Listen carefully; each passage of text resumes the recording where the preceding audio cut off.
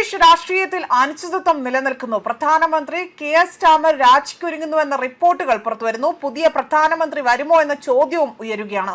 British മാധ്യമമായ observer ഉൾപ്പെടെയുള്ള ചില മാധ്യമങ്ങൾ സ്റ്റാമർ രാജി പ്രഖ്യാപിക്കുന്നതിനായുള്ള സാധ്യതയെക്കുറിച്ചുള്ള റിപ്പോർട്ടുകളാണ് പുറത്തുവിട്ടിരിക്കുന്നത്.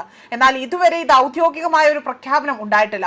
അതേസമയം സർക്കാർ വൃത്തങ്ങൾ അവിടെ വ്യക്തമാക്കുന്നത് സ്റ്റാമർ ഇപ്പോഴും ഭരണകാര്യങ്ങളിൽ ശ്രദ്ധ കേന്ദ്രീകരിക്കുന്നു എന്നത് തന്നെയാണ് പ്രതികരിച്ചിരിക്കുന്നത്. കഴിഞ്ഞ മാസങ്ങളിലായി തന്നെ ലേബർ പാർട്ടിക്കുള്ളിൽ നേതൃത്വത്തെ ചൊല്ലിയുള്ള അസംതൃപ്തി അത് വർദ്ധിച്ചതായി തന്നെ റിപ്പോർട്ടുകളുണ്ട്. ചില മന്ത്രിമാരുടെയും എംപിമാരുടെയും രാജികളും പാർട്ടിക്കുള്ളിലെ ഭിന്നതകളും സ്റ്റാമറിന്റെ നേതൃത്വത്തെ സമ്മർദ്ദത്തിലാക്കുകയും ചെയ്തിരുന്നു.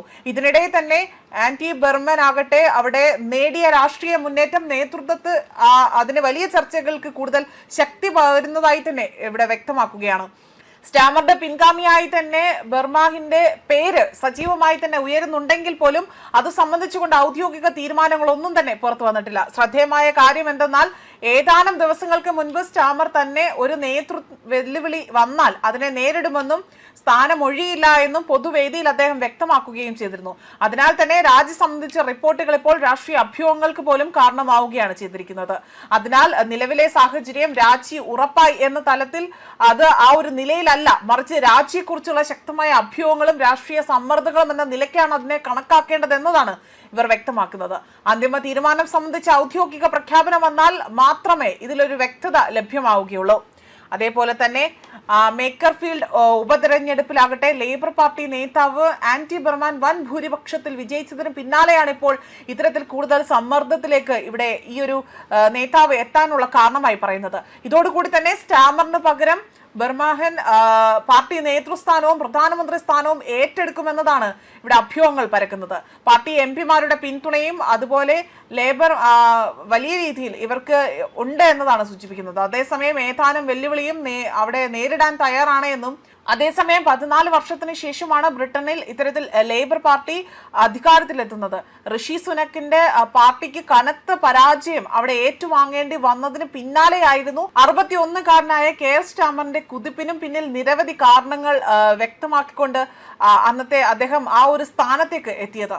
അദ്ദേഹമാകട്ടെ മനുഷ്യാവകാശ പ്രവർത്തകനും പബ്ലിക് പ്രോസിക്യൂട്ടറുമായിരുന്ന കെയർ സ്റ്റാമർ ബ്രിട്ടീഷ് ജനതയ്ക്കിടയിൽ തന്നെ അതിവേഗമാണ് അദ്ദേഹത്തിന്റെ സ്വാധീനം അവിടെ ഒരു നേതാവ് എന്ന നിലയിൽ അദ്ദേഹത്തിന്റെ സ്വാധീനം തെളിയിച്ചത്. അതേപോലെ തന്നെ ഇംഗ്ലണ്ടിനും വെയിൻസിനും വേണ്ടി അദ്ദേഹം പബ്ലിക് പ്രോസിക്യൂഷൻസ് ഡയറക്ടറായി തന്നെ പ്രവർത്തിച്ച ഒരു പാരമ്പര്യം കൂടി അദ്ദേഹത്തിന് പറയാനുണ്ട്. 1962 സെപ്റ്റംബർ 2 ലണ്ടനിലായിരുന്നു കെയർ സ്റ്റാമറിന്റെ ജനനം. അതുപോലെ ഓക്സ്ഫോർഡ് പട്ടണത്തോട് ചേർന്ന സാറയിൽ തൊഴിലാളിയായ പിതാവിനും നഴ്സായ മാതാവിനും ഒപ്പമായിരുന്നു അദ്ദേഹത്തിന്റെ ബാല്യം ചിലവഴിച്ചത്. കൗമാരകാലം മുതൽ തന്നെ രാഷ്ട്രീയത്തിൽ വലിയ താല്പര്യം ശക്തമായി തന്നെ പ്രകടമാക്കിയ ഒരു 16 വയസ്സുള്ള കുട്ടി, ആ കുട്ടിയാകട്ടെ അന്ന് ലേബർ പാർട്ടി യങ് സോഷ്യലിസ്റ്റിൽ ചേർന്നുകൊണ്ട് പ്രവർത്തിക്കാൻ ആരംഭിക്കുകയും ചെയ്തു. എന്നാൽ ഇത്രയും പരിചയസമ്പന്നനായ ഒരു വ്യക്തി പ്രധാനമന്ത്രി സ്ഥാനം രാജിവെച്ച് പുറത്തേക്ക് പോകുമോ എന്നതാണ് ഇപ്പോൾ എല്ലാവരും ഉറ്റുനോക്കുന്നത്. മാത്രമല്ല ബ്രിട്ടനിൽ പല രീതിയിലും അനിശ്ചിതത്വങ്ങൾ നിലനിന്നിരുന്ന സമയത്തെല്ലാം തന്നെ ആ പ്രതിസന്ധികളെ എല്ലാം തന്നെ തരണം ചെയ്തുകൊണ്ടാണ് അദ്ദേഹം ഈ ഒരു പദവിയിലേക്ക് എത്തിയത്.